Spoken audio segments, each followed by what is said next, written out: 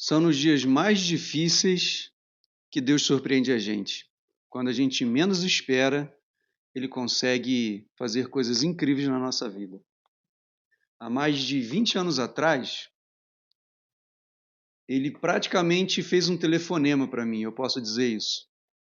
Eu tinha uns 22 anos, nem conhecia minha esposa ainda, e num período bem difícil da minha vida, Ele fez um telefonema para mim, podemos dizer assim. Eu queria contar essa história para você hoje. Fica comigo nesse vídeo que você vai conhecer essa história incrível e eu tenho certeza que você vai gostar. Seja bem-vindo ao canal Virtus Way. Meu nome é Ivan, tenho 45 anos, beirando os 46, e eu gostaria de contar para vocês essa história que eu vivi há mais de 20 anos atrás. Vou contextualizar um pouco da época e da situação para vocês entenderem o que realmente estava acontecendo. Prometo que não vou demorar muito, vai ser coisa rápida. Eu morava com minha mãe e meus irmãos no subúrbio do Rio de Janeiro. Sim, pelo meu sotaque você já deve ter percebido que eu sou carioca, né? Mas como vocês podem ver, pela paisagem, eu não moro mais no Rio de Janeiro, graças a Deus. Bom, a gente morava num bairro chamado Irajá, bem na beiradinha de uma favela chamada Para Pedro, pertinho ali da Avenida Brasil, entre a Avenida Brasil e Monsenhor Félix, perto do cemitério de Irajá. Se por acaso você conhece o subúrbio do Rio de Janeiro, você deve ter se localizado mais ou menos ali onde eu estou falando. Bom, típica família carioca e pobre. Família humilde, casa pequena, sem reboco, mãe viúva, 3 filhos, eu mais velho, desde moleque já trabalhava para ajudar no sustento da casa. Casa só no tijolo, boa parte sem reboco, telha fininha, aquela ondulada de fibrocimento, quando chovia, chovia mais dentro do que fora. A gente foi criado nesse meio de comunidade, de bairro pobre, muitos amigos na infância, muitos deles envolvidos com drogas, perdi muitos para o crime, infelizmente, mas a vida foi seguindo. E morando num ambiente desse e sendo sem dinheiro como a gente era, a gente tinha que se desdobrar para conseguir comprar alimento, né? Então minha mãe era faxineira, de profissão costureira, lavava a roupa para fora e fazia o que dava para fazer. Eu, por sua vez, juntamente com meu irmão do meio, a gente também tentava se virar. A gente catava latinha, a gente vendia manga, vendia roupa que minha mãe fazia, fazia pão, enfim, a gente se virava para conseguir dar o nosso jeito para a gente não passar fome. Rapaz, eu estava pensando aqui, estou contando essa história para vocês, eu lembrei de tanta coisa agora. Lembrei das coisas que eu fazia para arrumar dinheiro naquela época. Até montar bijuteria eu já montei. Vendi tábua de passar de porta em porta. Eu capinava quintal, fui auxiliar de pedreiro, fui auxiliar de serralheiro, fui auxiliar de marceneiro. Rapaz, fiz muita coisa. Eu acho que só não entrei para bandidagem porque minha mãe era linha dura. Olha só como são as coisas. Numa ocasião, eu estava esperando receber um dinheiro desse estágio que eu fazia lá no estaleiro. E era uma graninha boa na época. Se eu não me engano, deveria ser uns R$ 500, mais ou menos. E eu estava esperando essa grana para poder fazer mercado. Em casa, a situação não estava muito boa, não. Eu lembro muito bem que a geladeira estava vazia e minha mãe estava me perguntando se o dinheiro do estágio já tinha saído. E aí eu tinha que verificar se o dinheiro já estava na conta, né? Só que naquela época, na época do ICQ, que o Orkut estava começando a fazer sucesso, é bem antigo, eu sei, isso é bem antigo. Se você não sabe nem o que é ICQ, dá uma gugada aí que você vai descobrir o que é. Então, nessa época, a gente não tinha smartphone. O que eu precisava fazer? Eu tinha que ir até o banco, num caixa eletrônico, para conseguir saber o saldo do banco. Então, para eu descobrir se o dinheiro estava na conta, eu tinha que ir até lá. Na época, eu não sei como está agora, que já faz muitos anos, da onde eu morava até o centro de Irajá, que era onde tinha o banco, era o Bradesco, lembro bem, dava uns 30, 40 minutos de caminhada. Verão do Rio de Janeiro, maçarico ligado na cabeça, com certeza uns 40, 42 graus. Saio eu de casa com o único dinheiro que eu tinha, uma nota verdinha de R$1, mais uma moedinha de uns 50 centavos. Embolei aquilo na mão, peguei o cartão do banco, bolso, chinelo de dedo, bermuda, camiseta e pé na rua. Vamos embora. Subo a ladeira, desço a ladeira, chego na Avenida Monsenhor Félix, avenida bem agitada, viro à direita e vou seguindo em direção ao centro de Irajá. Lembro bem que naquela época eu não estava muito bem com Deus não, sabe? Mesmo minha mãe sendo cristã, ele fazendo de tudo para que a gente ficasse nos caminhos do Senhor, eu não estava numa época muito boa não. Eu não queria muito saber de Deus, de estudar a Bíblia, e para ser sincero, eu estava bem revoltado com ele pela situação que a gente estava vivendo. Como pode, eu pensava na época, se Deus é tão bom assim, permitir uma situação dessa, não é? Hoje, com a maturidade que eu tenho, eu posso entender muito melhor as coisas. Mas naquela época eu não queria saber muito de Deus, não. E caminhando pela rua, eu fui pensando o que eu poderia comprar quando fosse lá sacar o dinheiro e ir no mercado, para poder chegar em casa já cheio de sacola na mão, né? E resolver o problema daquela situação complicada. Um calor muito grande, e aí, depois de praticamente 40 minutos de caminhada, chego eu na agência. Confesso que eu lembro bem de quando eu entrei na agência que o ar-condicionado estava muito gelado. Foi muito bom. E aí, ambiente de banco, né? Fila grande, poucos caixas eletrônicos, fiquei na fila, estava muito suado, pé sujo já. E aí então, vai chegando a minha vez, finalmente chega a minha vez.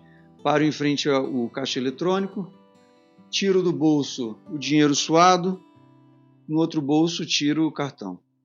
Insiro o cartão, senha, aquelas coisas todas, visualizar saldo, e o saldo não passava de apenas alguns centavos. Ou seja, o dinheiro do estágio não saiu quando eu achei que sairia. Pense numa raiva que eu senti.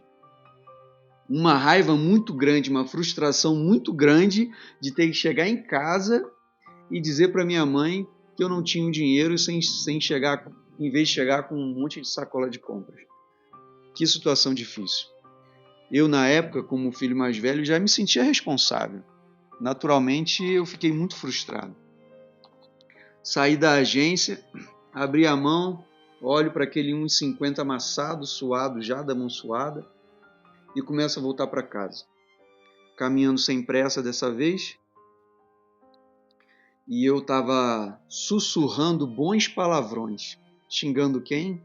Sim, xingando a Deus. Eu estava xingando a Deus. Eu estava totalmente indignado com aquela situação. Como pode ele permitir uma coisa dessa? E eu não queria de jeito nenhum ter que chegar em casa com as mãos vazias. Eu não queria de jeito nenhum. Que dia difícil foi aquele. Eu lembro como se fosse ontem a raiva que eu estava sentindo. Eu lembro direitinho do meu sentimento, andando pela calçada, devagar, parecia um cachorro que tinha sido expulso do restaurante, com o rabo entre as pernas. E a raiva muito grande mesmo. Eu lembro que eu ia caminhando e eu ficava falando bem baixinho assim para ninguém ouvir, enquanto chorava de raiva eu falava: eu não quero mais saber de você, falando com Deus, né? Eu não preciso da sua ajuda, eu não preciso de você para nada. Para fazer isso que você está fazendo, é melhor que você nem esteja na minha vida.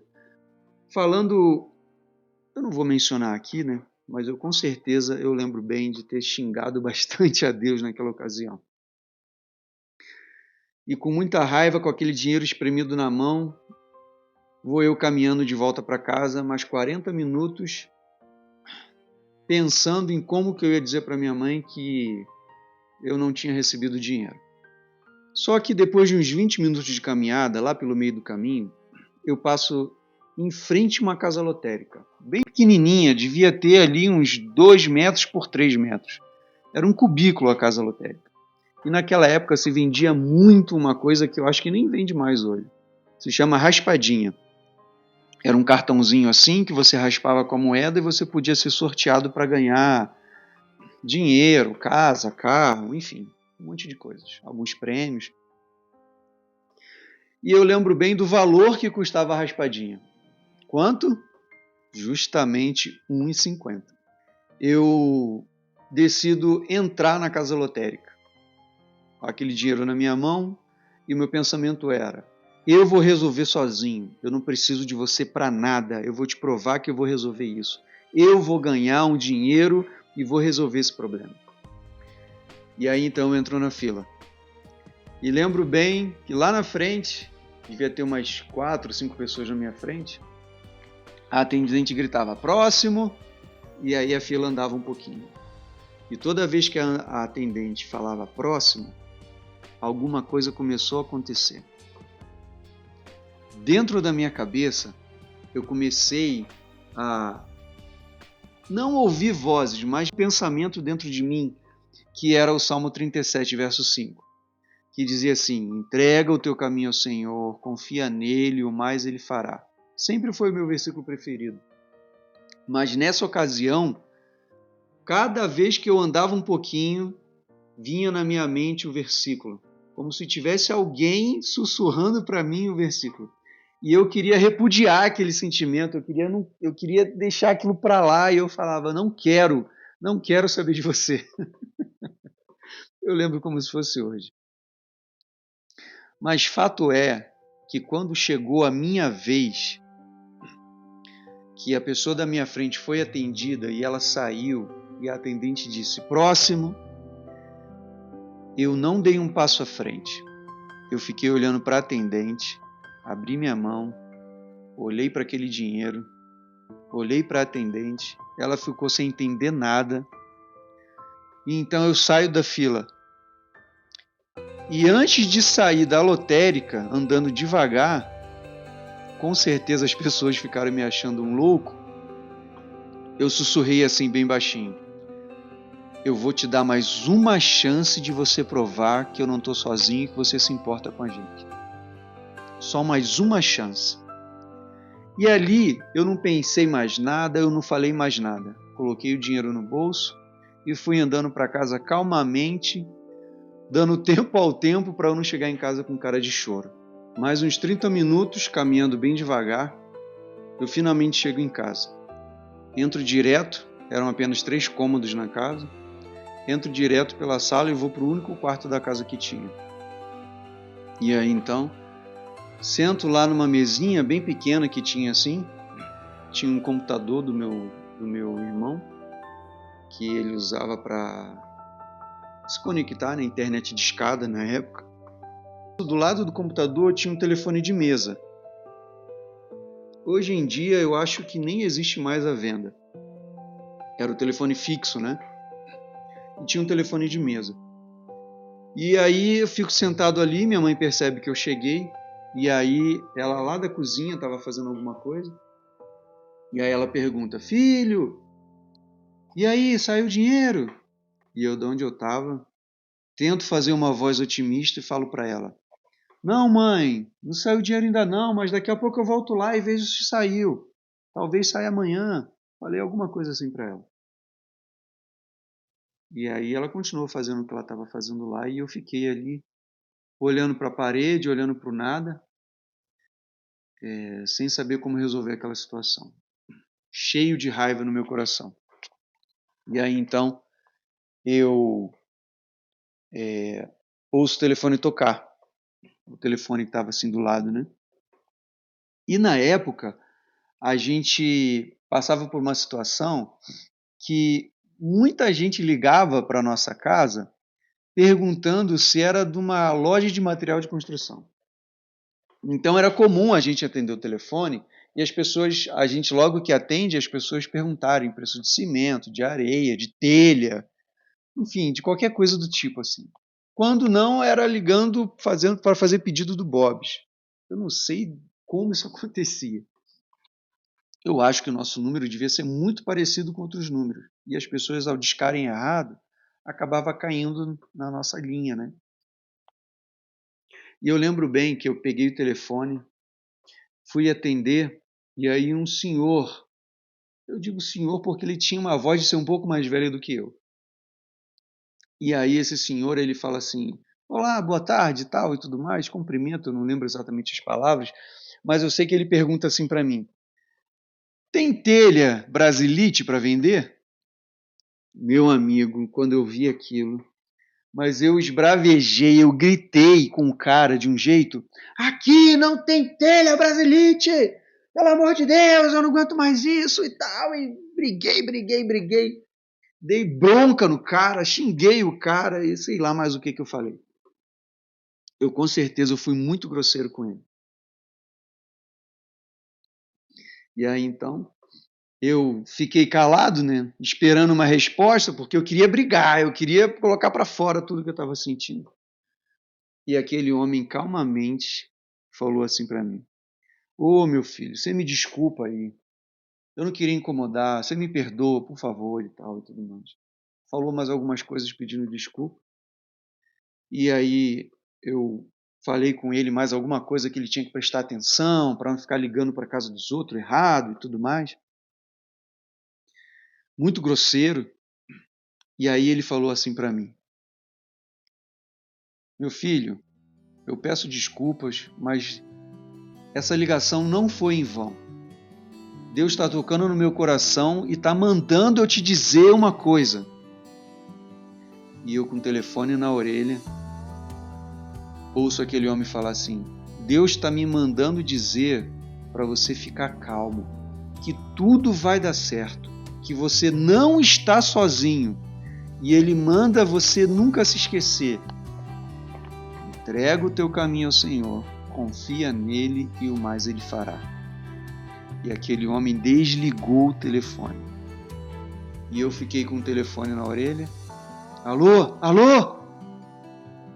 Eu precisava saber quem era aquele cara. Mas ele desligou.